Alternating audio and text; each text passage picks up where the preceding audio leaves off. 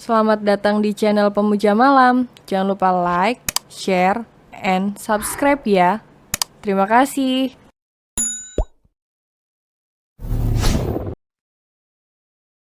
Chapter 20 suaminya itu memang sangat pandai memanjakan. Wira meneliti kembali isi paket itu. Ia pun ikut bingung melihat isi paket tersebut. Jika diteliti lagi, pelaku mengarah kepada Sanum. Akan tetapi bagaimana mungkin, semua orang tahu bahwa Sanum telah tiada. Bahkan Wira turut hadir di hari pemakamannya. Orang ini mungkin sengaja ingin meneror Elsa menggunakan barang-barang milik San. Coba lihat, ini. Boneka Putri Elsa yang sengaja dibakar dan juga bangkai kucing berlumuran darah. Menurut kalian, siapa yang bisa melakukan semua ini? Wira menatap penuh tanya kepada Wira dan Marcel. Willy menghela napas frustrasi. Ia sama sekali tidak memiliki kecurigaan kepada siapapun. Sebab selama ini, dirinya tidak pernah memiliki masalah dengan seseorang. Entahlah, aku tidak pernah terlibat masalah dengan siapapun. Kalau tidak melihat sendiri bahwa San sudah terkubur di bawah tanah, aku pasti mengira ini perbuatan San. Tapi itu sama sekali tidak mungkin. Ucap Marcel. Cukup, aku tidak mau dengar lagi. Kak Marcel mau menuduh kematian kakakku adalah sebuah rekayasa, kan? Ucap Sheila sambil mengusap air matanya. Wanita itu belum dapat menerima apa yang barusan diberitahukan Marcel kepadanya terkait teror yang dialami Elsa. Yang mana semua bukti yang ada mengarah kepada mendiang Sanum. Menyadari Sheila yang hari itu sedih. Karena bertepatan dengan hari peringatan kematian kakak kesayangannya, Marcel segera mendekat, memeluk istrinya. Aku minta maaf, tapi bukan begitu maksudku, Sheila. Aku tidak bilang kematian San adalah sebuah rekayasa. Aku sendiri yang menemani San saat dia menghembuskan napas terakhirnya. Lalu apa ini? Kenapa ada orang jahat yang melakukan semua ini dan menuduh kakakku? Tenanglah, Wira dan Willy akan menyelidikinya. Pelakunya pasti orang dekat yang sangat mengenal San dan Willy. Bahkan tulisan tangannya sama dengan tulisan tangan San. Marcel membawa Sheila untuk duduk di sebuah sofa yang berada di sudut kamar. Mencoba meredam tangisan wanita itu. Menurutmu siapa orang terdekat Sanum? Yang mengetahui hubungan Sanum dan Willy, selain ayah dan Ray? Sheila berpikir sejenak, dirinya pun merasa kakak angkatnya itu sangat misterius. Sanum menyimpan banyak rahasia yang tidak diketahui orang-orang. Aku tidak tahu, Kak San tidak punya teman atau orang terdekat. Bahkan sebelumnya aku tidak tahu tentang hubungannya dengan Kak Willy, karena mereka menyembunyikannya. Bukankah ini sangat aneh? Bagaimana orang itu memiliki cincin yang pernah diberikan Willy kepada San? Aku tidak tahu, Kak, tapi aku akan memberitahu ayah dan Kak Ray tentang ini. Baiklah, sayang, kalau begitu jangan menangis lagi. Elsa duduk bersandar di tempat tidur dengan pandangan yang masih kosong. Bayang-bayang bangkai kucing berlumuran darah masih begitu membekas di ingatannya. Seolah benda mengerikan itu terus ada dalam pandangannya. Willy masuk ke dalam kamar dengan membawakan segelas susu. "Aku buatkan susu untukmu," ucap Willy sambil menyodorkan segelas susu. "Terima kasih." Elsa meraih gelas dan meneguk susu buatan sang suami. Willy kemudian duduk di bibir tempat tidur, lalu mengusap wajah istrinya yang masih terlihat pucat. "Jangan takut, semua akan baik-baik saja. Mungkin hanya orang iseng." Elsa mengangguk lemah. Tidak ingin Elsa terus berlarut dalam ketakutan yang sama. Willy pun memeluknya sambil menghujani wajah istrinya itu dengan kecupan yang manis. Salah satu cara untuk melupakan masalah adalah dengan melakukan sesuatu yang menyenangkan. Terutama bagi pasangan yang baru menikah, di mana aktivitas ranjang masih panas-panasnya.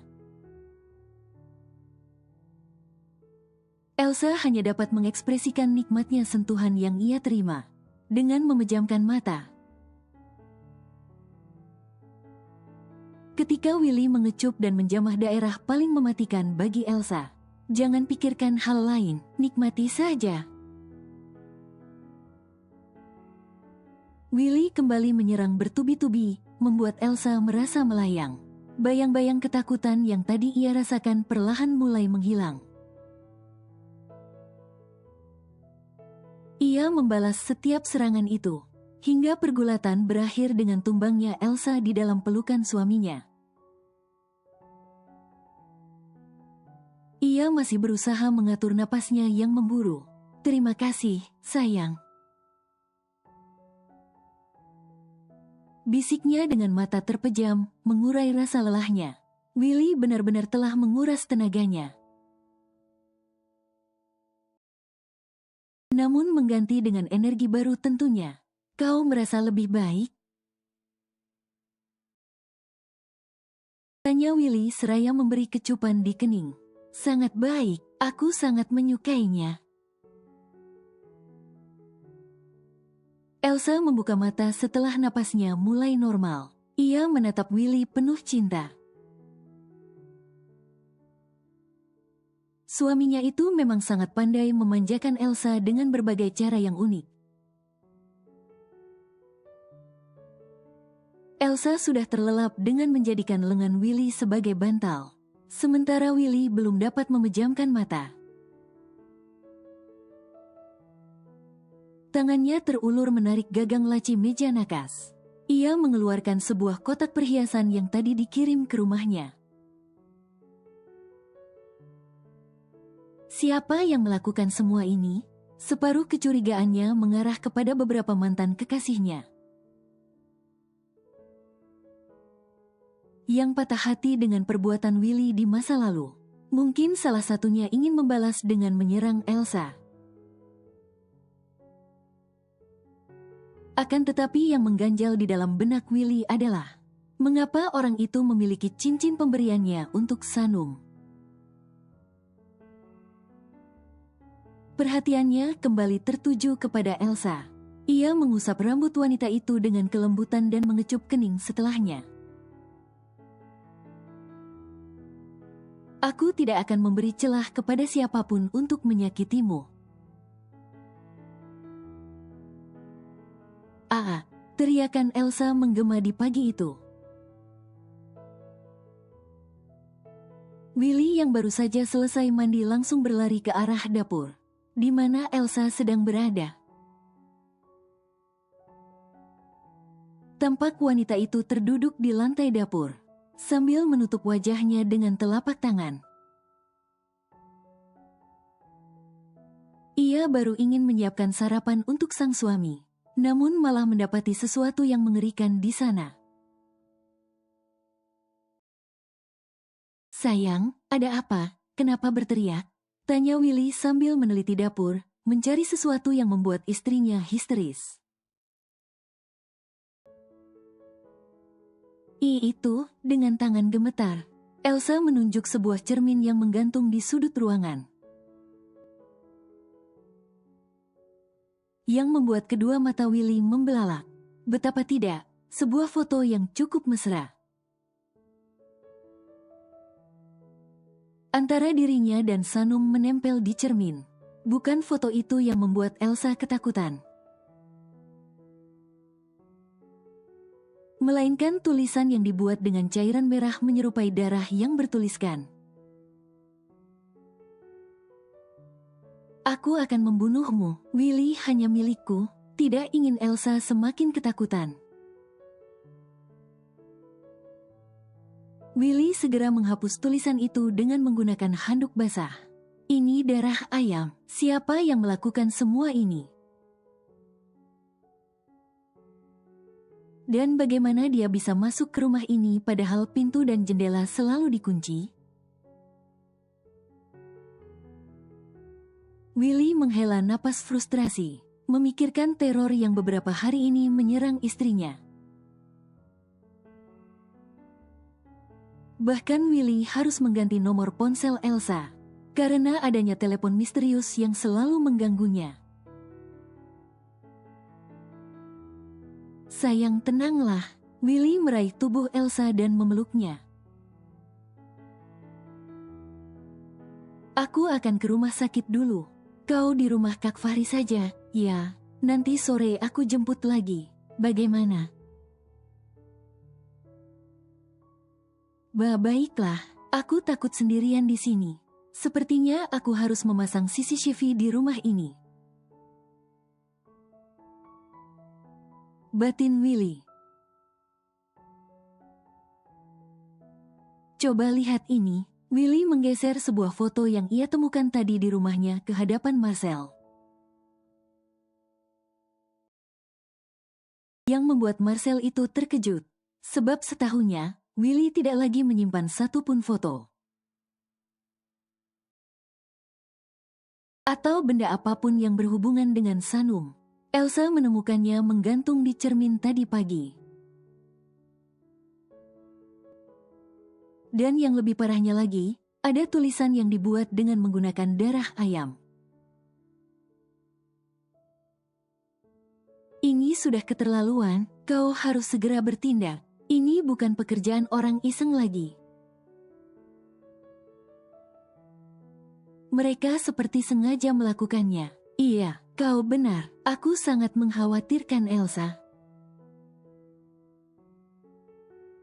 Sepertinya orang ini ingin membalasku dengan melalui Elsa. Lalu sekarang di mana Elsa?" "Pagi tadi aku membawanya ke rumah Kak Fahri. Dia akan aman di sana." "Will, apa kau benar-benar tidak punya kecurigaan terhadap seseorang?" tanya Marcel. Willy menyahut dengan anggukan kepala. "Ada satu orang, tapi aku rasa itu tidak mungkin." Alis Marcel mengerut bertanda bingung. "Siapa yang kau maksud?" "Audrey." Willy menjawab singkat. Setahunnya, Audrey adalah satu-satunya teman yang dimiliki oleh Sanum, yang akhirnya berkhianat karena terobsesi ingin memiliki Marcel kala itu. Sehingga ia nekat melakukan apapun untuk merebut Marcel dari Sheila. Bahkan diam-diam menjual rumah lama yang pernah ditempati oleh Sanum dan Sheila. Dan tega melakukan berbagai kejahatan. Namun, kini wanita itu tengah menjalani pengobatan di Jerman akibat kanker darah. "Audrey, tapi bukankah dia sedang menjalani pengobatan di luar negeri? Aku rasa tidak mungkin dia yang mengirim barang-barang ini ke rumahmu. Lagi pula dia tidak punya motif untuk melakukannya. Itulah yang aku maksud."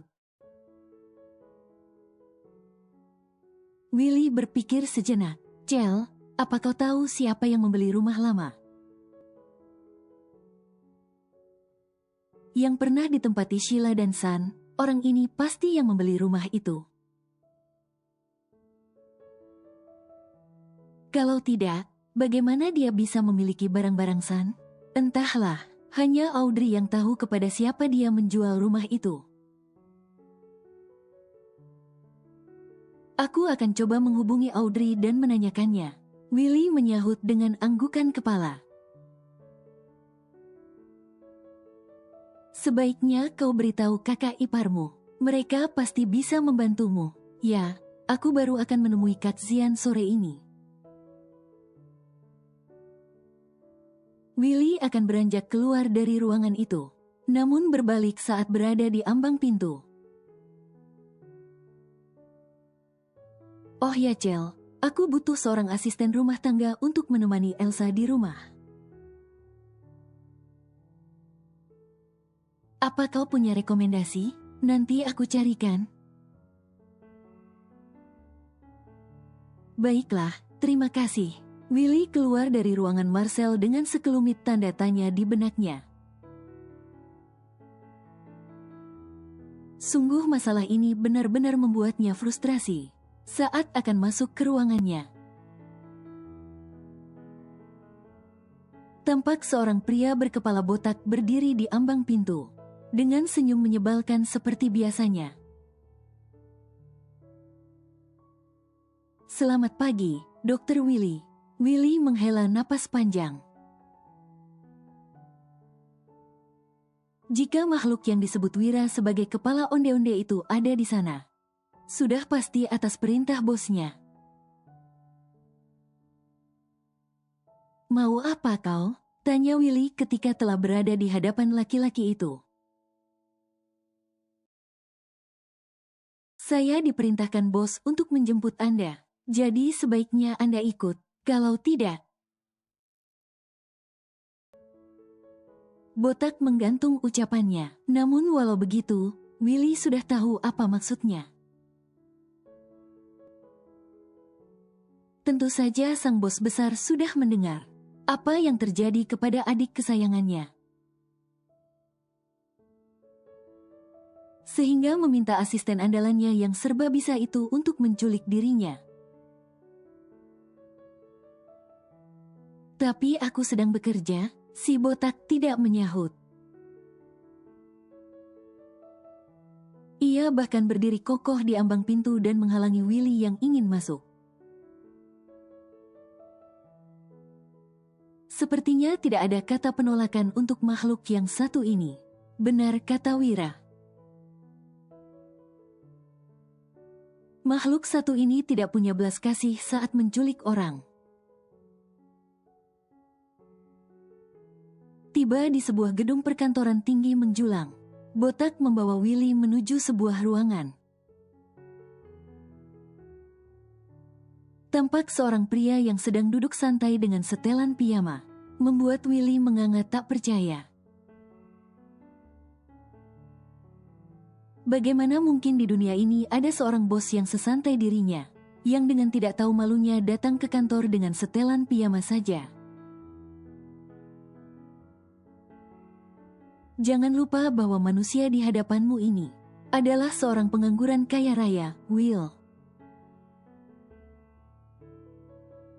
Selain itu, dia juga seorang kakak ipar yang menyebalkan dan suka memaksa. Ucap Willy dalam batin, "Kak, kenapa meminta dia menculikku? Aku kan sedang bekerja." Willy mencoba protes. Namun tatapan menyebalkan malah ia dapatkan dari kakak iparnya itu. Enak saja menculik, jangan bicara sembarangan. Kalau kau sedang sibuk, kenapa tidak beritahu dia, malah ikut dengan sukarela?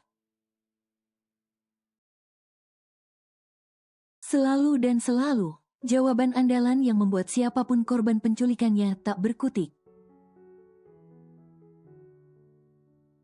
Botak memang tidak pernah memaksa, akan tetapi tatapannya yang mengancam mampu membuat nyali siapapun menciut. Zian beranjak menuju kursi kebesarannya, sementara si botak sudah keluar dari ruangan itu. Sontak Willy terkejut saat menyadari siapa yang sedang duduk di sofa dengan wajah merengut. "Kau sedang apa di sini?" bisik Willy pada makhluk sableng yang sedang duduk manis itu. "Itulah yang ingin aku tanyakan padamu, bodoh. Apa yang kau lakukan sampai mafia itu meminta onde-ondenya menculikku?" "Aku tidak melakukan apapun," Willy balas berbisik. "Ini menyebalkan. Padahal aku sedang bekerja saat onde tanpa biji itu datang dan menyeretku kemari." Zian melirik dua orang di sofa dengan ekor matanya. "Aku dengar loh apa yang kalian bicarakan." Ucap Zian memotong drama bisik-bisik itu. Willy terdiam, lalu segera duduk di hadapan Wira. Sehingga dua korban penculikan itu saling menatap bingung, saling memberi kode. "Will, apa dia itu cenayang? Dia bahkan tahu apa yang aku pikirkan." "Diam kau. Kalian ini berisik sekali ya. Aku meminta kalian kemari untuk bertanya sesuatu." Zian mendekat dan duduk di sofa tunggal. "Aku dengar kau dan Elsa diteror seseorang ya?" "Iya, Kak," jawab Willy dengan nada frustrasi. "Bukan aku yang mereka teror tapi Elsa." Wajah Willy terlihat penuh rasa bersalah. "Aku rasa tidak." Zian cepat-cepat menyela. Kemarin, setelah melihat beberapa benda yang digunakan oleh pelaku, ia meyakini satu hal. Bahwa target sebenarnya bukanlah Elsa tetapi Willy. Hanya saja mereka menggunakan Elsa sebagai umpan.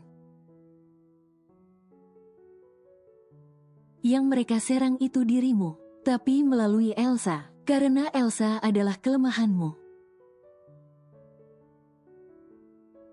Lalu aku harus bagaimana? Aku tidak bisa membiarkan Elsa ketakutan setiap hari. Untuk sementara tenang saja dulu. Aku ingin lihat sampai mana mereka melakukannya. Tapi aku akan membuat penjagaan untuk Elsa di rumahmu. Hanya itu yang bisa kita lakukan sekarang sambil menyelidiki siapa pelakunya. Zian menekan bahu Willy dan menatapnya serius. "Kalau kau mau menemukan pelakunya, maka kau harus mengikuti permainan lawan." "Kau mengerti?" Willy pun menyahut dengan anggukan kepala. Ia mempercayakan urusan itu kepada kakak iparnya.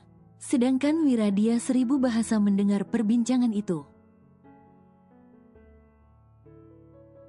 "Sekarang berikan semua informasi mengenai gadis-gadis bodoh yang pernah berkencan denganmu." Perintah bernada ancaman itu membuat Willy merinding. Bahkan laki-laki itu tidak lagi mengingat. Semua gadis yang pernah menjalin perjanjian 3 bulan dengannya. "Untuk apa, Kak?" "Aku mau menghitung berapa jumlah mantan kekasihmu. Coba kau ingat-ingat, ada berapa semuanya?" "Memang aku iseng menghitungnya." Ucapan Willy membuat laki-laki di depannya menatap curiga. "Kenapa? Saking banyaknya kau tidak bisa mengingatnya?" "Iya." Willy menunduk, ia merasa terpojokkan. Ekor matanya melirik Wira sambil memberi kode. "Apa? Jangan bilang kau mau minta bantuanku untuk mengingatnya." Ashanti, Syahrini, Shelly, Aurel, Agnes, Laura, Panda, Amanda, Lesti, Kimberly, Prilly, Maresh. Wira begitu lancar menyebutkan nama mantan Willy satu persatu. Hingga akhirnya bungkam saat Willy menghadiahinya pelototan mata. Breng, kau, maki Willy dalam bisikannya. Zian termangu mendengar deretan nama-nama gadis yang pernah berkencan dengan Willy. Sebanyak itu, ya, pantas saja kau diteror. Kau pasti membuat gadis-gadis itu patah hati. Tapi tidak mungkin salah satu dari mereka, Kak. Aku sangat yakin, bagaimana mereka bisa memiliki benda milik San? Sementara mereka hanya tahu fotonya saja. Zian masih menatap penuh curiga. Ia kemudian melirik Wira setelahnya. Manusia satu itu lumayan tidak bisa berbohong. Dan lidahnya tidak punya rem saat berbicara. Wira, menurutmu, apa dia punya buntut dari wanita lain? Tanya Zian membuat Wira terbelalak. Ia ikut menatap curiga kepada Willy. Will, jangan bilang kau punya buntut dari wanita lain. Awas ya, unggasmu bisa dipotong onde-onde itu. Iya, aku juga curiga. Apa kau tahu? Evan pernah melihatnya keluar dari klub malam dalam keadaan mabuk. Dia bisa saja membuat adonan kecebong dalam keadaan mabuk, kan? Aku tahu itu, aku juga curiga, ujar Wira dengan cepat. Kau tahu temanmu mabuk-mabukan kenapa tidak kau hentikan? Karena aku juga ada di sana. Dulu aku juga sering mabuk-mabukan. Hehe. Willy menarik napas dalam, lalu menyela. Aku hanya mabuk satu kali saat bersama Marcel. Dan lagi pula, yang pernah membuat adonan dalam keadaan mabuk itu Wira dan Marcel, bukan aku. Breng, kenapa mereka malah asyik membicarakan hal-hal tidak berguna seperti ini? Gerutu Willy dalam hati, setelah melewati perbincangan menyebalkan dan tidak nyambung antara Wira dan Zian.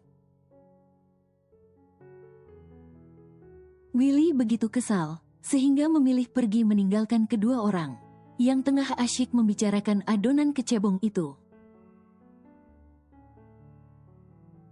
Sebelumnya, mereka telah sepakat untuk melakukan penjagaan ketat terhadap Elsa. Sehingga tidak ada celah sedikit pun bagi orang asing untuk memasuki rumah Willy.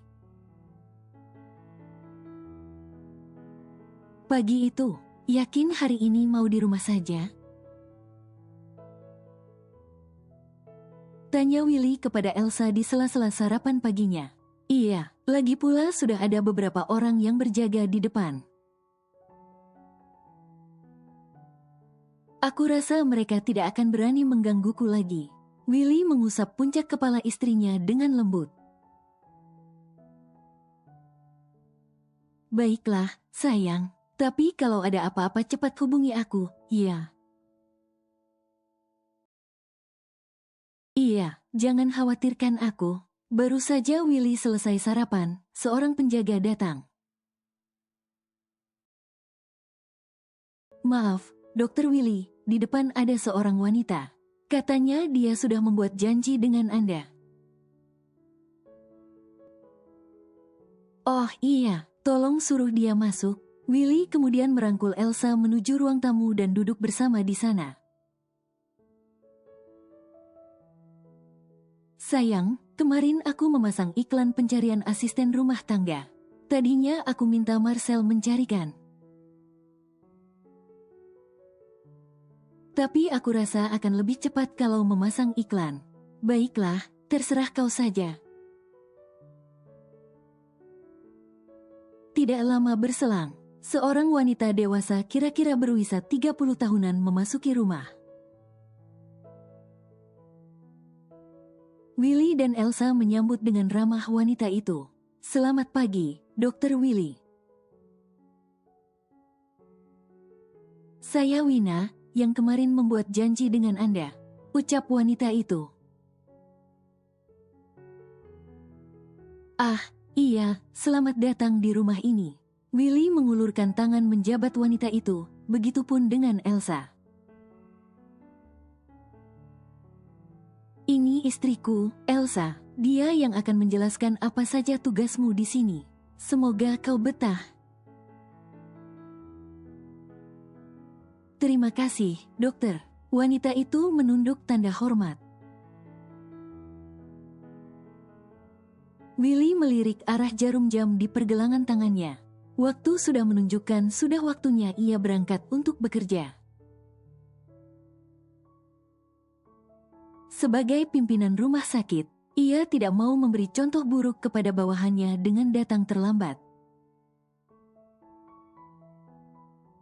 "Sayang, aku harus berangkat kerja. Hati-hati di rumah, ya. Ingat kalau ada apa-apa kau beritahu aku." "Iya, sayang, hati-hati di jalan." Willy mengecup kening sang istri sebelum beranjak keluar dari rumah. Setelah kepergian Willy, Elsa menunjukkan kamar yang akan ditempati oleh asisten rumah tangga barunya itu. Berikut beberapa tugasnya.